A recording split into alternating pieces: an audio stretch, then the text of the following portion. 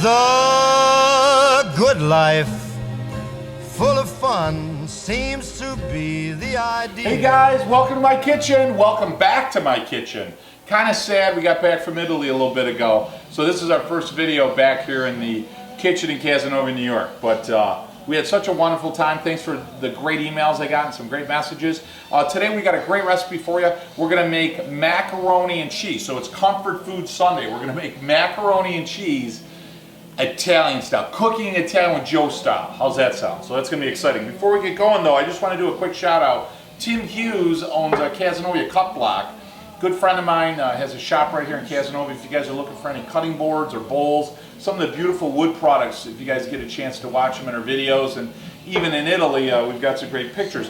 But I brought back a beautiful piece of olive wood from an olive tree, obviously, out in Italy, right in Puglia. And I gave it to Tim Hughes, and he just milled it and just made it beautiful. And then it's just an absolutely gorgeous cutting board. So you got the eye, and then obviously put a beautiful marking on there. Just absolutely great. Still smells like olive oil. Absolutely fantastic. So a quick shout out. You guys looking for a great wooden product? Casanova Cut Block. Ask for Tim Hughes specifically, or Mackenzie, his sister. They do a beautiful job.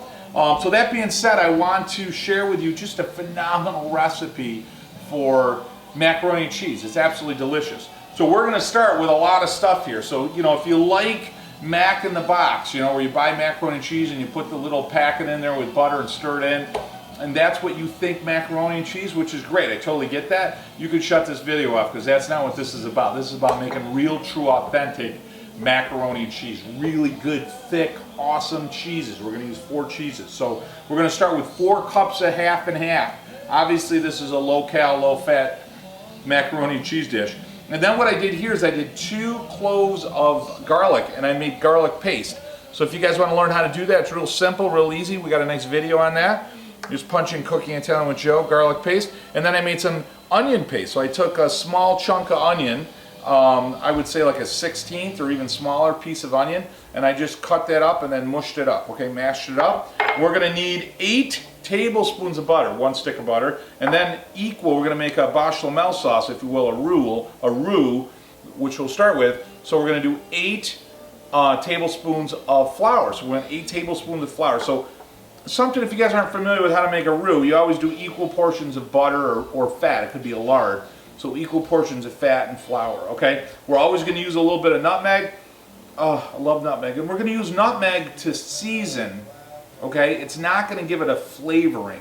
It's just going to give it a backdrop, right? We're certainly going to use salt, pepper. We're going to use some of the great olive oil from my farm in the area in which my home is in Italy, Vito and Joe's. I had a few people ask me where you can get it. You can go right on Facebook and you punch shop, and you can grab a bottle right there. We're actually listed on Amazon as well. Or you can go right to our website, Cooking Italian with Joe. So I'd love for you guys to have a bottle of the real, true, authentic olive oil. We've got right here a little bit of a heavy cup of breadcrumbs that we're going to put on top of the mac cheese, and I've got about 3 tablespoons of butter here. So we're going to melt the butter, mix that within the breadcrumbs, and then we're going to mix some of those cheeses in there as well. It's going to be absolutely great. There's a great Sinatra song on, by the way, if you guys can hear it. And then we're going to use 4 cheeses. Now this is macaroni and cheese, how you doing, Italian style, okay? So that being said, we've got 1 heavy cup of fresh grated mozzarella, we've got Romano, we've got Parmesan, and one of my favorite cheeses is Fontina. Absolutely delicious. And it's like a creamy cheddar, I think is how I would word it. So what we're going to do is we're going to certainly start with a roux. We're going to make our bechamel sauce, then we're going to melt the cheese in there. When that's all done, we're going to mix it within our pasta. And what I've got here is 1 pound of cooked elbows, pasta, okay? And I cooled it. After you cook it down, you want to pre-cook it, right? And you're going to cool it. So run some water over it, which will wash the starch off. And then I just drizzled a little olive oil over it with just a pinch of salt and stirred it all up. That way it won't stick together. We're going to add the pasta to the cheese sauce, put it back in the pan, hit it with some breadcrumbs that are flavored, bake it in the oven about 300 to 400 degrees, 20 minutes, because everything's essentially cooked already. Oh my God, molto di leche, it's going to be absolutely delicious. You guys ready to get started? I know I am. Come on right over to the stove, we'll get going. All right guys, here we go. So I've got my 8 tablespoons of butter. I'm going to pop those in there. And what we're going to do is we're going to melt the butter down. Now what I want to do also to flavor the sauce is I want to add a little bit of garlic and a little bit of the onion paste. And we're going to use some of that for the topping as well. So I'm going to put some of that in with the butter to kind of just get it a little head on cooking before I add the, make the full roux, okay? All right, so I've got a little bit of the garlic is so good. So I'm going to take, maybe a half of a teaspoon, okay? Because I want to save the rest for the topping, okay? And then I'm going to take about half of that onion. Okay, so I'm going to take about a full tablespoon. And I'm going to put that in with the butter. Now some recipes, to make it, perfect as a bechamel, you're going to use a clarified butter because you don't want any of the moisture in the butter. There's a lot of water in butter. So they're going to start off with the full lard, or with, if you will, the full fat. But in this case, most of it will burn off if you do it like I'm doing right here. And you'll have a little bit of the milk solids in there, but it won't be a problem. So I'm going to cook this down. And I just want to begin the cooking process of, like I said, the garlic and the onion. The rest of it will cook, obviously, when you continue to cook the roux, as well as when you bake it. So, all right, guys, so now I've got the butter cooking, all right, with my onion and garlic. And can you zoom in really quick here? I just want to show you. So some of that bubbling is the moisture coming out of the butter. And remember, the butter can't handle a lot of heat, so you don't want to get it too hot. And I've got that garlic and onion that's cooking some of that moisture out. You can already see it start to get translucent, which is great. Okay, so now I'm going to start adding flour. And the key here, this is your roux, what you call a roux, okay? The key here is to give it a good stir. Now if you're making a true, what they call white sauce, because the bechamel is essentially the foundation, it's one of the 5 sauces. Not to get too picky here on French cooking, okay? But if you want to make a white sauce, if you use a salt or pepper, you traditionally would use like a white pepper, obviously. You wouldn't use anything to season it that's going to have any dark flake to it, or a lot of it, okay? And you don't want to cook it down because you want it to stay white when you mix it in with the milk and so forth, okay? So that's the general rule. But today we're making a mac and cheese, and I'll tell you, one of the best ways to make a bechamel, in my opinion, is to cook it down a little bit. So you cook the flour in the fat, and it gets a little bit of a brown flavor, brown color, and it gives you a great flavor, which is what I was trying to say. It gives it like a nutty flavor when you cook down. So you can see it right here, it's bubbling. Now the key here is you got to control your heat and just cook it down, okay? That's it. You don't want it, now right around now I'm going to bring it down on that low setting, okay? And you want to make sure you got every little lump out of there and make it nice and creamy. Okay, so essentially what do we got? We've got onion, garlic, and we've got our, oh, I gotta tell you, that smells good. Ooh. We got onion, garlic, butter, and flour. And you can see how nice and smooth it is. There isn't a bit of lump in there, okay? And once that gets down, and you get it nice and warm, you got it like there's a little lump right there, just work it down, don't even worry about it.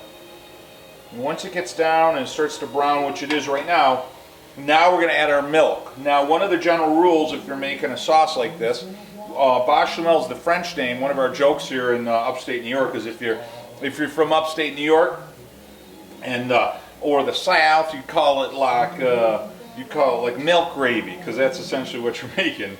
So you're thickening milk, okay? But the reality is, oh, that's beautiful.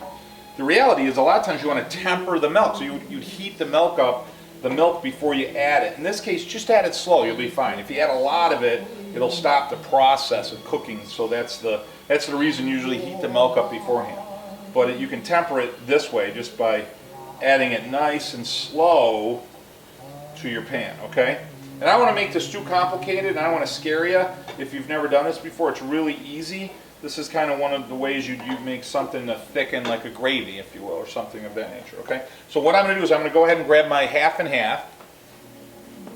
So right there's my half and half. So again, this is pretty warm, so I'm just going to add a little bit. See how nice and warm it is? And then add a little bit more. You're going to see it start to get solid, and then stop. And get that incorporated. You're going to see it kind of lump a little, that's fine. And keep it really low, the heat, okay? And then just add a little bit more. And it's getting warm right away, right? You're just going to add a little bit in. Don't worry about how it's looking because all that's going to get really well incorporated. It'll dissolve right in there, the fat, which is great. And then you're going to add a little bit more. Perfect. You know, if you take the milk right out of your half and half or cream and you take it right out of the refrigerator, probably not a great idea to add it. So you can either let that kind of warm a little to room temp or not quite, or again, you can heat it up ahead of time. So, and we're just going to keep stirring this in and get this well incorporated. It's going to take a few minutes. So let me do this. You guys relax. Think about how good this is going to taste. I'll talk to you guys in a couple minutes. All right, guys, it's been about 5 minutes. So what I want to show you is when you make that, you see how it coats the spoon nice, right? So it's like a syrup, like a thick syrup, right? And it's really hot. I'd love to taste that. Oh, that smells good. You can smell the onion, the butter, the garlic. Looks good. So I'm going to add a little bit of nutmeg. And again, we're just adding a little bit, just to give it that beautiful background season, not flavor, right? So I'm going to stir that in. You won't really even taste it. I'm going to add a little bit of salt and pepper. Now I'm going to use black pepper. One, I like the flavor of black pepper better. Two, we don't necessarily need a white sauce because we're going to add different colors to the mac and cheese. So, you know, it doesn't matter if you got little flakes in there, okay? So let me grab some salt and pepper. I'm going to season this up. All right, so we're going to add, you know, a pinch of salt here and maybe 2 pinches. You don't want it really salty. And we're going to be adding some cheeses, which there's salt within the cheese, so don't get too heavy with your salt. Okay, and then we're going to add some fresh ground black pepper. So, and hit that a little bit. And again, you'll see those flakes in there, but that's great. And while it's warm, I've got the heat barely on, like the lowest setting I can get it. And you're going to see how nice and creamy that is. It just came out absolutely perfect. So now what we're going to do is we're going to want to add those cheeses, okay? All right, guys, here we go. We're going to add some cheeses, all right? So I've got the Romano. We're going to leave back just a little bit of cheese of each of the cheeses because we want to incorporate that within our breadcrumbs. So we got Parmesan. I shredded all this earlier. We got Parmesan. We got Romano. We've got mozzarella. And that's just going to give you that nice black, brown, crispy top. And it just flavors that breadcrumb just absolutely fantastic. So I'm going to hit a little bit more. Oh, okay. And now we're just going to let the heat do its magic, okay? You're going to just mix all that in. Keep stirring. You don't want anything to burn. And you don't want to heat it up too much because sometimes what will happen is it'll denature the protein within the cheese.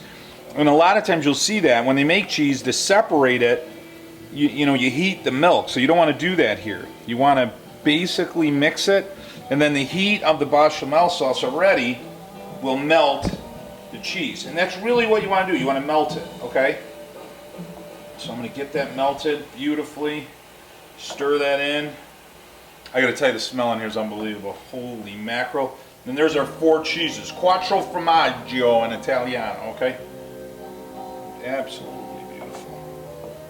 And I love to taste it, but it's so hot. With the cheese in there, it's going to burn my tongue. So what I'm going to do here is I'm going to shut the heat off because everything's melted. You see how nice and smooth that is? I mean, there's nothing that's not melted in there, okay? So I'm going to stir it up. And I've got a little bit of the cheese left for the top. All right, so now what I want to do is I want to take my pasta, I want to put that inside there, and I want to fully incorporate it, and I'm going to put it back in the pan. That's kind of our end step, and then I want to make the topping for it, okay? Preheat your oven, like I said, 350 to 400. So let me grab the pasta. Hold on one second. Magic of TV. Look at that, okay? So there's our pasta. So I'm just going to go in nice and easy. Oh, look at that. Now this will cool it a little bit because the pasta is cooled a little bit on the table, all right? It's got a little bit of oil on there. So some recipes will say, you know, make the pot with a little oil on there. We already did that because they drizzled it with olive oil, okay? And real easy, this is fresh pasta, so some of them are jumping out of the dish. Ha ha ha. Real easy, you're just gonna fold it in the pan, okay? The heat's off. You see how it's starting to thicken already because we're cooling it, which is fine. And the goal here, real simple, you just want to get everything fully incorporated. You got 1 pound of pasta, okay? And then we're going to work on that topping. Take us a couple minutes. tune right back with you guys. Hey guys, look at that. Woo-hoo! I'm not going to tell you I haven't tasted a little bit of it. It's really good. All right, so I'm going to set this aside. Now we want to make the top. Now the top's got to be awesome, okay? So I'm going to take some butter, and I told you like a 3 tablespoons or thereabouts, okay? And I want to throw a little bit of olive oil in this, not a lot, just a splash. So about 2 to 3 tablespoons, okay? Beautiful. And now what we're going to do is we're going to let that melt down. All right, and then what we want to do is we want to put in the rest of our onion and the rest of our garlic, okay? And that's going to be in the topping with the breadcrumbs. I'm going to pop those in, all right? And the cheese we're going to add last. So what we're going to do is we're going to take this, get it off the heat, and then we'll add in the cheeses. That's going to be the last thing we do, okay? Now I use salted butter, and remember the cheeses have salt in it, so we're going to add just a hint of salt because we've already got salt added, okay? So I'm going to do that right now. I'm going to add a little bit of salt, a little bit of pepper. Pepper's my favorite. If you guys haven't figured that out yet, it gives you a flavor you just cannot match anywhere, okay? So I got some pepper,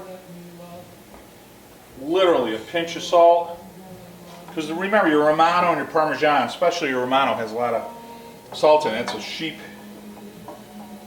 cheese, milk from milk, and oh, that's perfect. Okay, and now we want to warm this up a little bit because we've got the garlic in there. It's raw, right?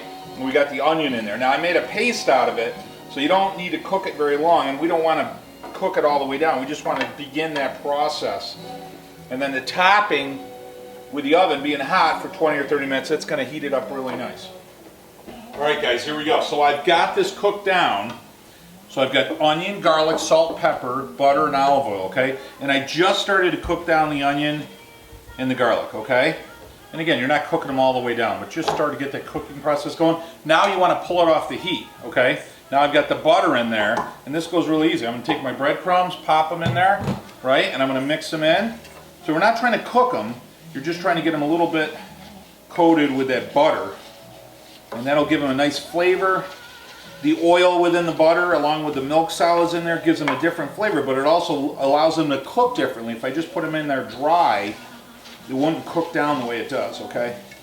So it adds a richness of flavor that you wouldn't be able to get, all right? So I'm kind of cleaning the bottom here. This thing's warm, but it's not what I would call hot. Okay, so see how now they're all coated with some kind of butter, right? They're all coated with some fat. So you want to make sure they're fully incorporated. As soon as you got that done, now, just so you don't melt anything on the pan if it's still a little hot, what I do is I just make a little pile of breadcrumbs, okay? And then I'm going to add my cheeses. So I got my Romano, my Parmesan. Remember, your Parmesan is going to add a creamy consistency. That's why I always add it to like a risotto, which is great, okay? Got my fontina cheese, and I've got my fresh mozzarella, okay? Now I've got all that in there. Now, I just want to incorporate everything really well with the cheeses, right? This thing's cooled down. And you want to make the cheese. You don't want any lumps of cheese. You want to get all the cheese. Whoop, I'm making a mess here. And you just want all the cheese. Just keep pushing it down, take your time. Get all the cheese incorporated. So it almost looks like breadcrumbs, so you almost can't tell the difference, okay? Because if not, you're going to get a big hunk of cheese and you won't be able to mix it as well, okay? Perfect. Okay? Look at that. Is that beautiful or is that beautiful? All right, so we're mixed really well, all right? And that's beautiful. Now I'm going to take my breadcrumbs. Now I'm going to take my mac and cheese and I'm going to just slowly put my crumbs on there, okay? And you want to just get a nice even spread, right? So let me get this heavy pan out of the way. Holy mackerel, I'm making a mess. Okay. So you want to just try to get it as evenly spaced as you can. One, so it cooks properly. Two, because I have a house full of babies, and if they don't get the perfect bite, they get all upset. So I got to make sure I got an even spread. My camera person is probably the biggest baby I got in the house here. So, all right, so here we go. That probably wasn't a very nice thing, was it? No, I'm sorry. It's true though. All right, so there we go. We got a nice spread. right? So it's nice and well even. Now, here's my little trick. I'm going to take a piece of aluminum foil. I got it about 375 degrees in the oven right now. I'm going to take a piece of aluminum foil. I'm going to do a light covering. Okay, I'll show you what I mean. So I don't want to seal it because there's going to be a lot of moisture that comes from this, right? But if I don't cover it, the top might start to brown a little faster than I want because I want the inside to get nice and melted, okay? So I'm going to do a tight seal and then make sure moisture can get out, okay? And that's the way to do it. So they call it like a tent. Just make sure, that's it, okay? And then we're gonna go about 10 minutes, 15 minutes with the tent on, and we're gonna take it off, and then we'll cook it again. If you don't get that brown on the top that you want, don't panic, just put it on broil for 5 minutes. On the top broil, the top will broil, and it'll give it that nice brown crunch. We might have to do that today, so we'll see how it goes, all right? So I'm gonna pop it in the oven, 375, I'm gonna put it right in the middle, and we're gonna let goodness and time take its place, right? The magic, if you pop that right in, get that in. Oven's perfect. I'll tune back with you guys in about 15 minutes. All right, guys, you ready? Woohoo! Perfect. All right, so I put that foil back on because the top was brown and perfect, but I didn't get that bubble. So I got the bubble, so I put it back on, just so you guys know what I'm doing. I'm gonna pull that off. Now this baby is hot, but now I got that nice bubble in there, so I know that it's really, oh yeah, that's perfect. Look at that right there. So that's exactly what you want. You got a nice bubble coming in, so you know the inside's really hot, and that's what you want. When you make the inside hot, all the cheeses melt together, and everything becomes one, and you got that beautiful crunch right on top. Oh, is that just absolutely perfect or what? I want to bite into it so bad right now, but I can't because it's too hot. So I'm gonna let this cool for a few minutes, and then we're gonna do our favorite part of the video, taste time. I'm a great taster. I'll talk to you guys in a minute. All right, guys. Oh, the heat on this thing is so, temperature-wise, was hot, so we had to let this thing cool down. But does that look awesome? So you got all those flavors. You can smell the pasta, you can smell the olive oil, the bechamel. You know, there's just a hint of seasoning, which is the nutmeg, the cream, the garlic, the breadcrumbs. Oh my God, that's good. That's hot. Oh boy. You know, talk about comfort food. Perfect. You know, I love textures. You got that crunch, the chew, the pasta's perfect, al dente. Oh my God. Now that, ladies and gentlemen, is mac and cheese cooking Italian with Joe, Italian style. That is good. Let me have one more of these guys. Oh. I can assure you of one thing. When the camera goes off, the rest of that plate will be right here in my stomach. Molto deleccio. Guys, thanks so much for joining me, and let me share one of my favorite family recipes with you. Cooking Italian with Joe, Italian style macaroni and cheese. Absolutely delicious, molto deleccio. Have a great week. Until next week, bon appetit. Talk to you guys next week. It's the good life.